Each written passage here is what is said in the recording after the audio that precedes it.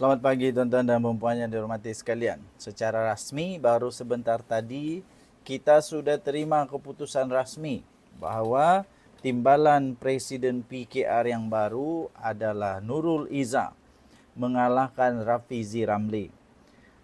Jadi saya ada baca sebelum itu, berhari-hari ini kita baca perkara yang berulang-ulang, iaitu tentang Rafizi Ramli sedia untuk letak jawatan, Rafizi Ramli sedia untuk melepaskan jawatan dan sebagainya. Okey. Jadi banyak cerita yang kita dengar. Okey. Nah, jadi persoalan dia setelah Rafizi kalah. Ini rasmi Nurul Izzah timbalan Presiden baru PKR. Persoalannya ialah, adakah Rafizi Ramli betul-betul sedia untuk letak jawatan? Adakah Rafizi Ramli betul-betul sedia untuk letak jawatan? Paling lucu ialah apabila saya cerita-cerita dengan kawan-kawan kan, paling lucu. Perkara yang paling lucu yang saya dengar ialah Rafizi Ramli keluar PKR. Keluar PKR. Rafizi Ramli keluar PKR buat parti sendiri. Itu belum cukup lucu. Baik. Saya kongsi lagi lucu lagi. Adalah kawan buat lelucon. Dia buat cerita lucu. Rafizi Ramli masuk PAS. Aduh. Saya nak mau bagi tahu lah. Saya mau bagi tahu. Sepelik-pelik yang pelik, perkara paling pelik dan tidak masuk akal ialah Rafizi Ramli masuk PAS. Tidak akan. Tidak mungkin. Mungkin agak lucu, tapi betul dia tidak akan masuk PAS. Lebih logik, agak logik sedikit lah kalau dia masuk Bersatu. Tapi kalau kata dia masuk PAS, langsung tak logik. Jadi adakah Rafizi Ramli benar-benar akan letak jawatan? Dan siapa yang bakal gantikan dia untuk jadi Menteri Ekonomi? Jadi Menteri Ekonomi. Dan apa yang sebenarnya sedang berlaku dalam PKR sekarang? Adakah selepas ini PKR makin kuat, atau selepas ini terbelahlah dua PKR lagi? Ada kem ini, ada kem itu. Tapi sepanjang saya memperhatikan politik Malaysia, ini selalu berlaku lah. Di mana-mana berlaku. Di dalam UMNO berlaku, di dalam Bersatu berlaku, di dalam PAS berlaku, di mana-mana pun berlaku. Di mana-mana pun berlaku. Sama ada parti kecil ke parti besar, memang perkara ini biasa berlaku lah. Biasa berlaku. Ya.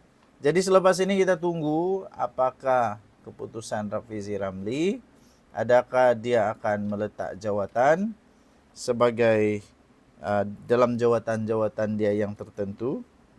Okey. Jadi Nurul Izzah secara rasmi menang perebutan jawatan timbalan presiden dalam pemilihan PKR, menewaskan penyandangnya Rafizi Ramli. Keputusan itu diumumkan oleh pengerusi jawatan kuasa pemilihan Dr. Zaliha Mustafa dan disambut dengan sorakan reformasi di Kongres Nasional PKR di Pusat Konvensyen Antarabangsa Persada malam ini.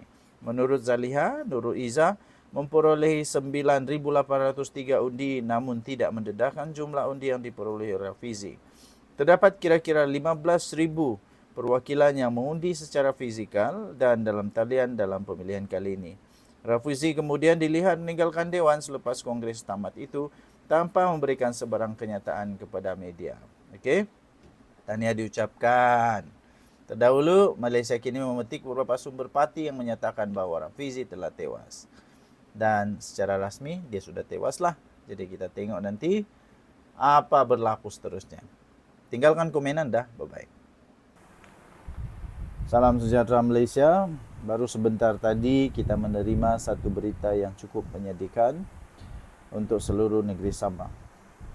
Baru sebentar tadi, TYT ke-9 Sabah dikabarkan telah pun meninggal dunia dan bendera negeri akan dikibarkan separuh tiang pada hari ini.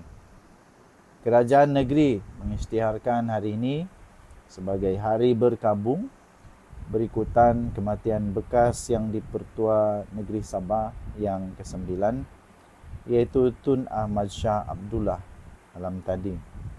Berikutan itu, bendera Negeri Sabah akan dikibarkan separuh tiang pada hari ini sebagai tanda penghormatan kepada Allahyarham Tun Ahmad Shah. Tuan-tuan dan puan-puan yang dihormati sekalian, kerana itu kita semua turut berduka cita dan kita mengenang semula jasa-jasa yang telah diberikan oleh Allahyarham untuk negeri Sabah. Pengumuman itu dibuat oleh Setiausaha Kerajaan Negeri Datuk Seri Safar Untong menerusi kenyataan yang turut mengesahkan pemergian Tun Ahmad Shah yang dilaporkan meninggal dunia pada jam 8.45 malam tadi. Adalah dimaklumkan bahawa Tun Datuk Seri Panglima Haji Ahmad Shah bin Abdullah, iaitu mantan Tuan Yang Terutama atau TYT yang di-Pertuan Negeri Sabah, telah kembali ke rahmatullah pada 8.45 malam tadi, hari Selasa, iaitu 20 Mei 2025 bersamaan dengan 23 Zulkaidah 1446 Hijrah. Dengan itu, tuan-tuan dan puan-puan yang dihormati sekalian, kita seluruh negeri Sabah turut berkabung, dan bagi anda yang memiliki premis yang ada bendera negeri Sabah, marilah kita sama-sama menghormati pemergian Allahyarham dengan kita menyebarkan bendera secara separuh tiang, dan kita turut mendoakan semoga seluruh ahli keluarga Allahyarham dapat bertenang dalam keadaan yang sukar ini, dan kita berdoa semoga segala urusan selepas ini daripada keluarga, apapun urusan, segalanya dapat diselesaikan dengan baik.